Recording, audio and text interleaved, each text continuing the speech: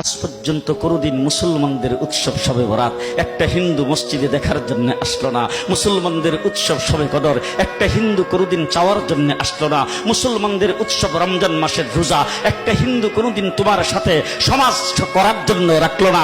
একটা হিন্দু কোনোদিন তোমার ঈদের নামাজে আসলো না। একটা হিন্দু কোনোদিন তোমার সাথে জুমার নামাজে অংশগ্রহণ করলো না। তোমাকে দেখার জন্য পর্যন্ত আসলো না। তার কারণ হলো হিন্দুরা মনে করে এটা মুসলমানের উৎসব, আর তুমি মুসলমান হইয়া হিন্দুর দুর্গা পূজায় কিভাবে গেলা? তোমার কি হয়ে গেল? তোমার কি লজ্জা শরম তুমি ধুয়ে ফেলে দিয়েছো? তোমার কি কোনো লজ্জা শরম নাই? লজ্জা শরম নাই? আবার কি সুন্দর বলতেছ, ধর্ম যার যার উৎসব সবাই। হাই হাই হাই, ও মুসলমান যুবকেরা ভালো করে শোনো, ধর্ম যার যার উৎসব সবার, তাইলে বিয়া যার যার বউ তো সবার।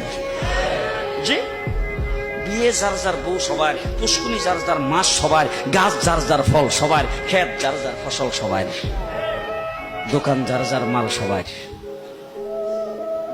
এখন ঘুমাইছে কি কথা বলেন না কেন? তাহলে আমার দোকানের মাল যদি আমার হয়, আমার ক্ষেতের ফসল যদি আমার হয়, আমার গাছের ফল যদি আমার হয়, আমার গাছের নারিকেল যদি আমার হয়, আমি বিয়ে করলে বউ যদি আমার হয়, মুসলমান আমার পুষ্কুনির মাছ যদি আমার হয়, তাইলে ধর্ম যার উৎসব তার।